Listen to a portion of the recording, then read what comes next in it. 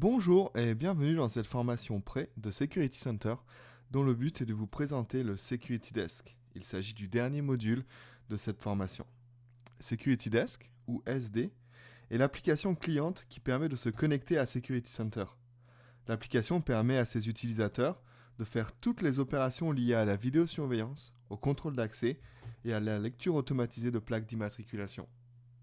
Dans ce module numéro 3, nous regarderons ensemble l'interface de Security Desk, les tâches d'opération, les tâches d'investigation, les tâches de maintenance, et enfin, nous finirons en regardant comment personnaliser le Security Desk. Interface de Security Desk. Security Desk est le nom donné à l'interface de sécurité unifiée de votre plateforme Security Center. Il sert à surveiller, signaler et gérer les alarmes pour vos systèmes de contrôle d'accès, de vidéosurveillance et de reconnaissance automatisée de plaques d'immatriculation. On peut voir sur cet écran des tuiles affichant de la vidéo, les contrôles vidéo à droite, en haut des événements liés au contrôle d'accès et à gauche la vue logique.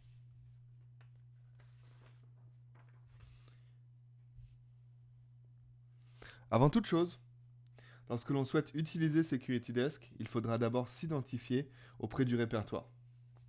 Soit en utilisant son utilisateur Security Center, soit en utilisant Active Directory. Si vous utilisez la deuxième option, il faudra au préalable avoir un rôle Active Directory correctement configuré.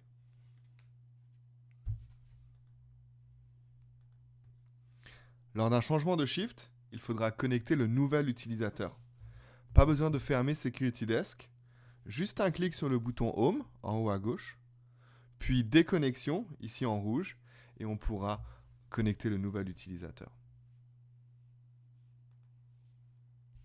Tâches et widgets. Security Desk est organisé par tâches.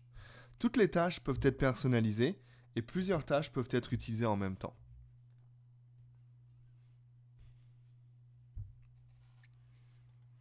Les tâches sur la page d'accueil sont classées en 3 catégories.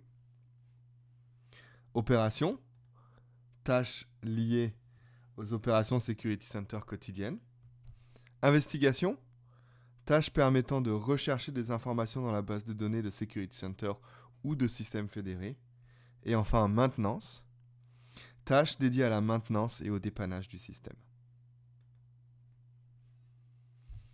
Voici une liste complète de toutes les tâches disponibles dans Security Center 5.2. Dépendamment de votre licence, vous pourriez voir moins de tâches que dans cette capture d'écran. Si vous constatez que vous utilisez souvent les mêmes tâches, vous pouvez ajouter des raccourcis vers celle-ci dans la liste des favoris. Pour ajouter une tâche à vos favoris, survolez une tâche sur la page d'accueil avec la souris, puis cliquez sur l'étoile quand apparaît l'infobulle. Ou alors, faites un clic droit sur un icône et sélectionnez « Ajouter aux favoris ».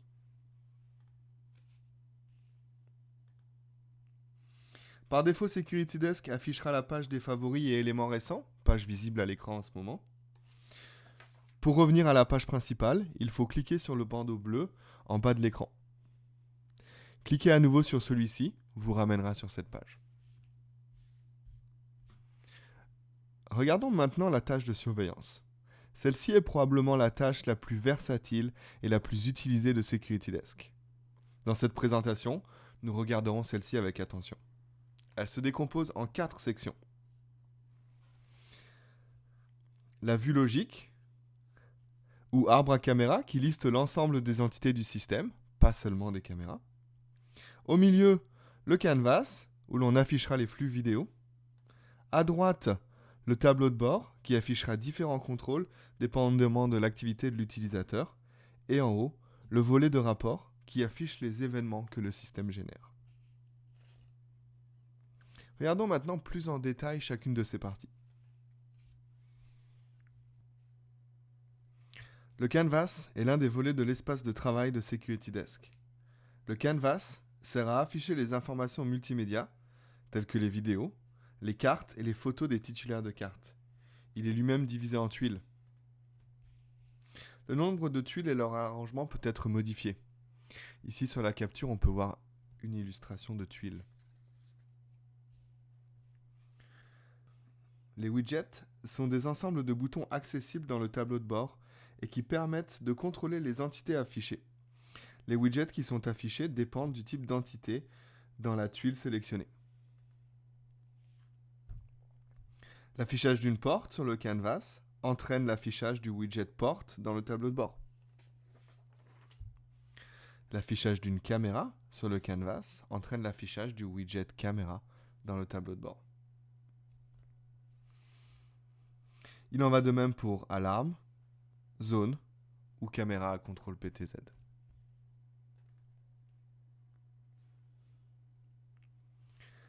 La page principale est conçue pour offrir un accès direct à toutes les tâches. Concept principal sur lequel repose l'interface utilisateur de Security Center, chaque tâche correspond à un aspect du travail d'un professionnel de la sécurité. Par exemple, vous utilisez une tâche de surveillance pour surveiller les événements du système en temps réel, ou une tâche d'investigation pour déceler des comportements suspects, ou encore une tâche d'administration pour configurer votre système. Les tâches peuvent être personnalisées et plusieurs tâches peuvent être effectuées en même temps. Ici, on voit les tâches d'exploitation ou d'opération en temps réel. Ici, les tâches d'investigation. Et ici, les tâches de maintenance. Les tâches d'opération. La tâche de surveillance est utilisée pour visionner en temps réel et surveiller les événements générés par les caméras. Cela inclut les événements liés aux caméras vidéo, les événements liés au contrôle d'accès ou à la lecture automatisée de plaques d'immatriculation. Pour afficher une caméra dans une tuile, il suffit simplement de faire un double clic sur la caméra dans la vue logique. Une autre façon consiste à faire un glisser-déposer depuis la vue logique vers la tuile.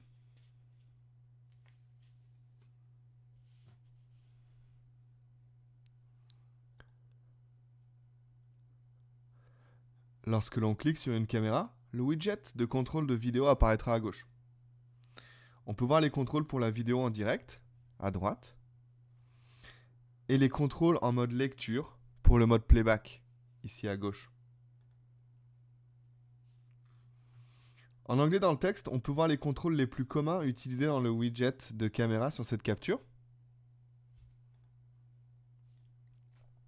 Et voici d'autres contrôles, cette fois liés au playback.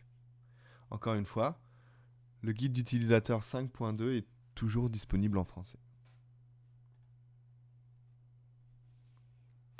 Profitons de cette opportunité pour parler des différents widgets disponibles dans Security Desk. De gauche à droite, on peut y voir le widget de porte avec les options de verrouillage et déverrouillage, le widget de secteur et de détection d'intrusion pour armer et désarmer un panneau d'intrusion. Au centre, le widget de PTZ pour les caméras à moteur, le widget de tuile pour l'organisation des caméras dans le canvas en bas à droite. Pour une liste complète de tous les widgets disponibles dans Security Desk, n'hésitez pas à consulter le guide d'utilisation de Security Desk, aussi disponible en français. La surveillance d'entités permet de surveiller en temps réel les événements déclenchés au sein de la tâche de surveillance de Security Desk. Elle sert généralement pour les entités de contrôle d'accès, comme les portes et les zones de détection d'intrusion, mais s'applique à toute entité, dont les caméras et les secteurs. Dans cette image, on voit les tuiles sur le canvas d'une tâche de surveillance qui affiche les entrées d'un bureau. Dès qu'un événement survient à une porte, il est immédiatement affiché dans une tuile. Certaines portes sont associées à des caméras et d'autres pas. Ici, sur cette image, on peut voir 4 portes différentes. On voit que la porte 3 et la porte d'entrée ne sont pas associées à des caméras, alors que la porte de secours et la porte arrière sont associées à 2 caméras.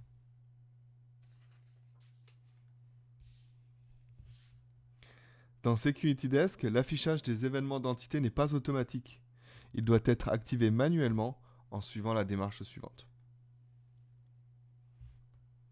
Tout d'abord, choisir les événements que vous souhaitez voir. Accès refusé par exemple, faire de la détection de mouvement, une zone d'alarme. Ensuite, il faudra choisir les entités que vous souhaitez surveiller. Une porte, une caméra, une zone, une alarme, ou peut-être un titulaire de carte. Prenons un exemple. Nous souhaitons être alertés lorsqu'une caméra, ainsi que la sortie de secours, génèrent des événements. Afin de sélectionner les événements à surveiller, il faudra aller dans Security Desk, dans le menu d'options. Voilà. Dans la section événements, et cocher les événements que l'on souhaite recevoir. Ici, dans la capture d'écran, on peut y voir par exemple, ici, aucune entrée détectée et présentement coché, déchargement réussi, connexion d'un utilisateur. Les événements seront affichés sous la forme de texte, si cliqué sur la partie gauche, et ils seront affichés dans une tuile, si cliqué sur la partie droite. La dernière étape est de sélectionner les entités à afficher. Pour sélectionner les entités à surveiller, il faut cliquer sur le petit icône en bas de l'écran appelé « Entité surveillée », ici encerclé en jaune, puis cliquer sur le plus, vert, ici. On pourra sélectionner dans la nouvelle fenêtre les entités que l'on souhaite ajouter dans cette fenêtre. Petite astuce, ici, il est possible de maintenir la touche majuscule ou la touche CTRL appuyée pour sélectionner plus qu'une entité à la fois.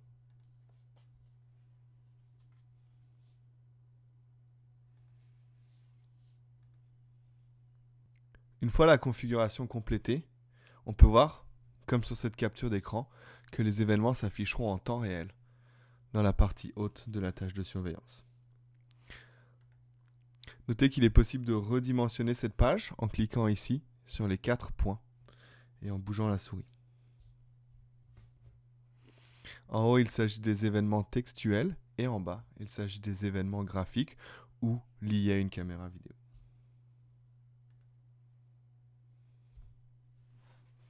Que vous consultiez de la vidéo en temps réel ou en playback dans une tuile, il est toujours possible de prendre une capture d'écran du flux vidéo. C'est ce qu'on appelle un instantané dans Genetec. Deux façons sont disponibles pour prendre des instantanés. En cliquant sur l'icône instantané sur le widget à droite, ici, ou alors un clic droit sur la tuile, le menu caméra, puis l'option enregistrer à l'instantané. La gestion des instantanés se fait depuis le menu d'outils dans la section instantané. Dans ce menu, il sera possible de partager, d'imprimer ou d'envoyer par email des instantanés à d'autres membres de votre entreprise. Si vous voyez un élément significatif, vous pouvez aussi ajouter un signet à la vidéo que vous visionnez. Un signet est un fragment de texte qui sert à repérer un emplacement particulier d'une séquence vidéo. Le signet que vous ajoutez permettra plus tard d'effectuer des recherches sur la séquence. En d'autres termes, un signet, c'est un marque-page que l'on laisse dans son livre pour indiquer un point important, à part que dans notre cas, il s'agit d'un flux vidéo. Pour ajouter un signet, encore une fois, deux façons de faire. Soit en utilisant le widget vidéo et en cliquant sur l'icône signer, soit en faisant un clic droit sur la tuile dans le menu caméra, ajouter un signet. Nous avons maintenant fini avec la tâche de surveillance. Parlons de la tâche de surveillance d'alarme. Celle-ci s'affiche lorsqu'une alarme est déclenchée et l'utilisateur doit intervenir. En haut à gauche, nous pouvons voir l'icône d'alarme qui indique qu'il y a en ce moment plusieurs alarmes actives.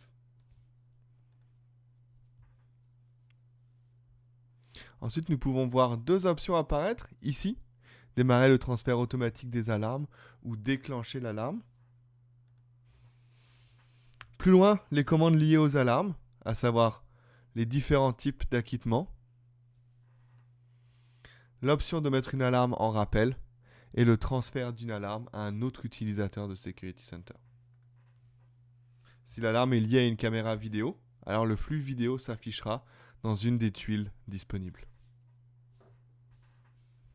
À propos des alarmes, on retrouve dans les options de Security Desk quelques options pertinentes, telles que par exemple la capacité de jouer un son lorsqu'une alarme est déclenchée, ou encore de forcer le basculement automatique vers la tâche de gestion d'alarme.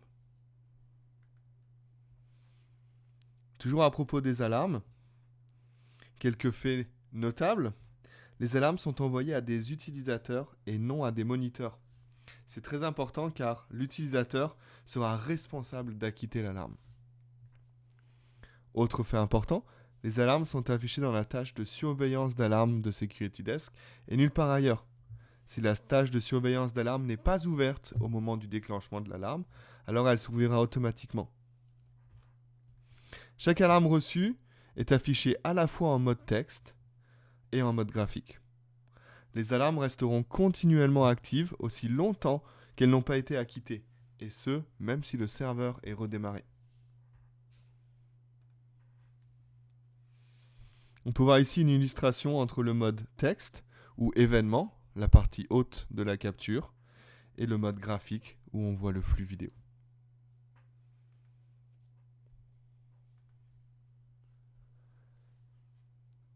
De nombreuses informations sont présentes dans la tuile d'alarme. On y retrouve la source qui a déclenché l'alarme, ici en élément A. Il s'agit de la porte 3. L'heure à laquelle celle-ci a été déclenchée, en élément B.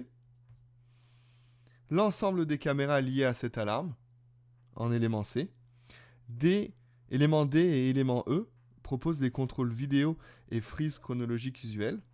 F est le nom de l'alarme et G son numéro unique. Si une procédure a été liée à l'alarme, on la retrouvera ici, en section H. Passons maintenant aux tâches d'investigation. Les tâches d'investigation sont un ensemble de tâches qui permettront d'investiguer ou de rechercher de l'information critique dans les bases de données de Security Center. On y trouve les tâches liées à l'investigation vidéo, toujours marquées en vert. Les tâches d'investigation liées au contrôle d'accès, cette fois en rouge. Et en jaune, les tâches d'investigation liées à la reconnaissance automatique de plaques d'immatriculation. Certaines tâches d'investigation dites communes sont partagées entre différents types d'applications et n'auront pas de couleur spécifique. Et voici maintenant une liste de toutes les tâches d'investigation, toutes applications confondues. Bien sûr, dépendamment de votre licence, vous pourriez voir moins de tâches que dans cette capture.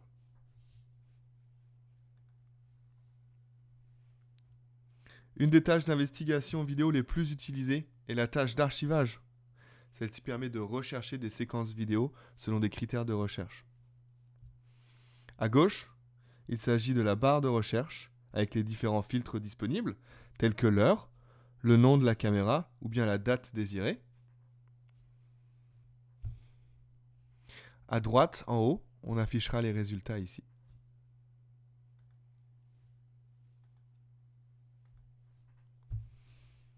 Voici ici un exemple de recherche simple de vidéos basée uniquement sur une plage horaire.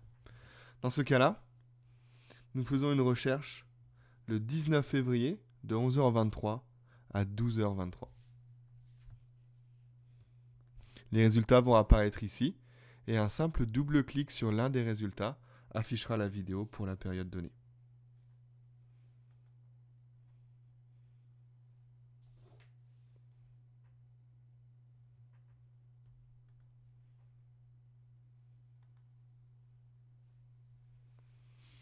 Exporter des clips vidéo. Dans le schéma présenté ici, c'est l'archiveur qui reçoit le flux vidéo de plusieurs caméras. Lors du processus d'exportation, c'est notre Security Desk qui va se connecter à l'archiveur pour récupérer la vidéo. À travers Security Desk, l'utilisateur pourra sauvegarder la vidéo sur un média vierge, une clé USB ou n'importe quel emplacement sur son ordinateur.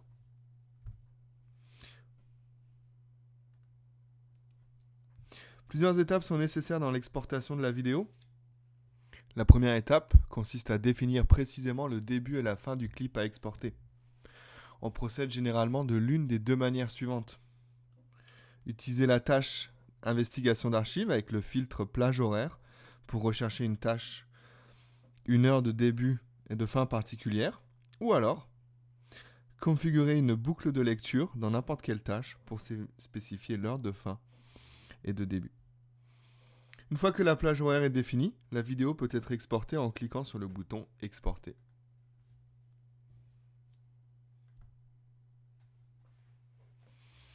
Toujours dans le domaine de l'investigation, parlons un peu de contrôle d'accès. S'il est possible de générer des recherches pour la vidéo, on peut aussi le faire pour le contrôle d'accès. Dans cette tâche nommée Activité de porte, on va générer une recherche sur une période donnée. Les critères de recherche sont entrés à gauche. On clique ensuite sur Générer le rapport et les résultats du rapport vont s'afficher ici en haut.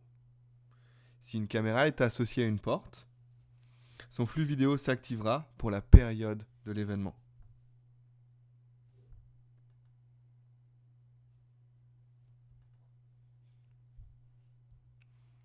Security Desk offre une expérience logique et cohérente à ses utilisateurs. Si on souhaite générer 7 fois un rapport d'alarme, la démarche sera quasiment identique à précédemment. Les filtres de recherche seront différents puisqu'il s'agit cette fois d'une alarme. On trouvera le moment de l'acquittement, la personne qui a acquitté ou l'élément déclencheur de l'alarme. Ensuite, il faudra exécuter la recherche en cliquant sur Générer le rapport et les résultats s'afficheront en haut.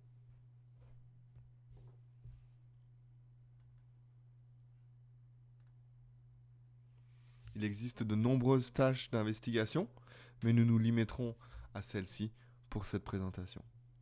Passons maintenant aux tâches de maintenance. Les tâches de maintenance sont dédiées à la maintenance et au dépannage du système. Comme précédemment, elles sont regroupées en 3 sections.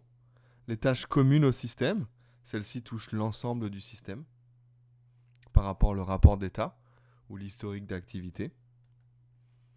Les tâches vidéo, liées aux archives et à l'ensemble des caméras.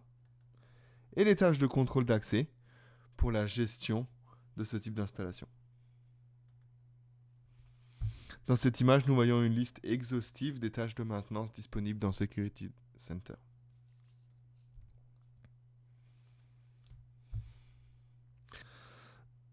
Prenons quelques instants pour regarder les tâches de maintenance les plus communément utilisées dans Security Center. Pour commencer, la tâche état du système. Celle-ci permet de surveiller l'état actuel de différents types d'entités et d'analyser les dysfonctionnements éventuels du système. Cette tâche est particulièrement riche et permet de consulter l'état d'une large variété d'éléments dans le système.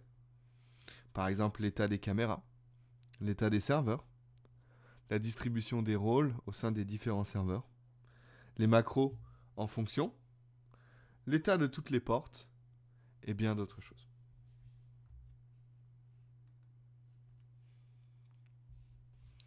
La tâche détail de stockage d'archives permet de rechercher les fichiers vidéo servant à stocker les archives vidéo des caméras. Et on pourra en afficher les propriétés telles que le nom du fichier, l'heure du début et de fin, la taille du fichier et l'état de la protection.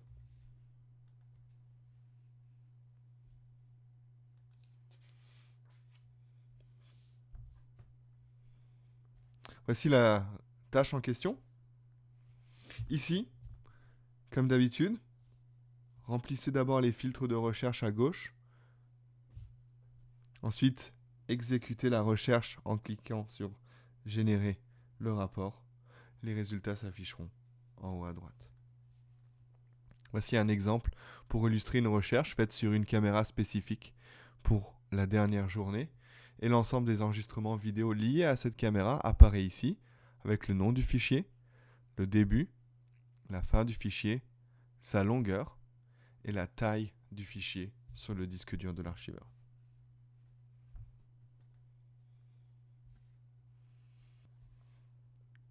Pour pallier à la complexité d'un système de contrôle d'accès, il est possible d'utiliser la tâche de diagnostic de porte pour vérifier quels titulaires de carte ont accès à une porte spécifique ou à un étage d'ascenseur particulier à un moment donné.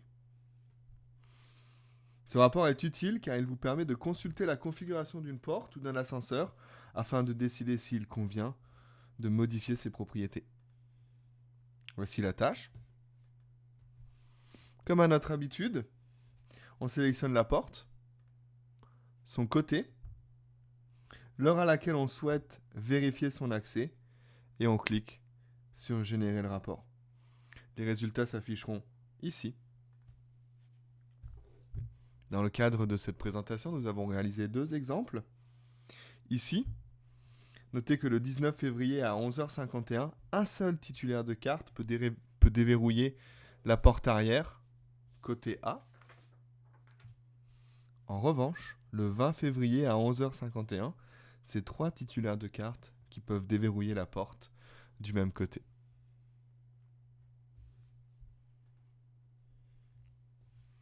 Comme pour l'investigation, il existe de nombreuses tâches de maintenance et nous n'avons couvert que quelques-unes durant cette présentation.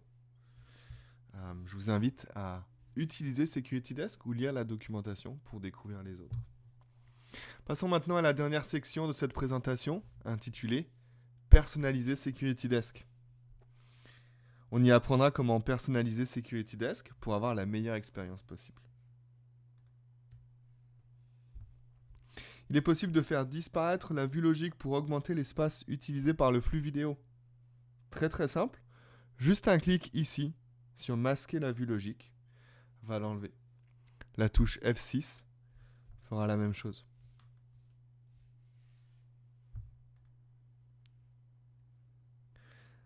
La même chose pour le tableau de bord, avec cette fois la touche F7 ou le bouton masquer le tableau de bord.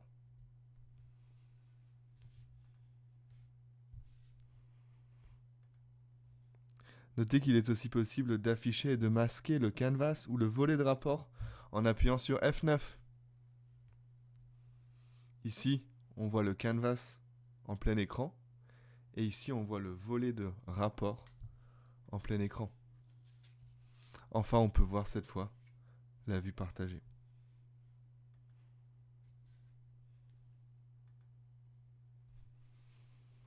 Le menu d'options très complet offre d'autres possibilités de personnalisation.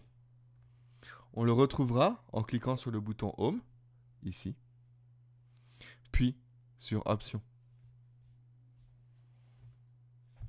Dans le menu d'options, dans la section visuelle, de nombreuses options sont disponibles pour personnaliser l'apparence de SecurityDesk. Par exemple, la position de la barre de tâches, que l'on peut déplacer en haut, à droite, à gauche ou en bas. Le choix de toujours afficher ou de masquer celle-ci. Toujours afficher ou masquer la frise chronologique dans les tuiles vidéo. Afficher ou pas les commandes vidéo au sein d'une tuile. Toujours afficher ou masquer la barre d'outils d'une tuile. Toujours afficher ou masquer les icônes de notification. Encore une fois, il est possible de choisir chaque icône de notification un par un et décider si on souhaite l'afficher pour un SecurityDesk. Et voilà, c'est fini pour ce 3e et dernier module de SC Pré 001 pour Security Center 5.2. Merci de votre attention et de votre intérêt pour Security Center.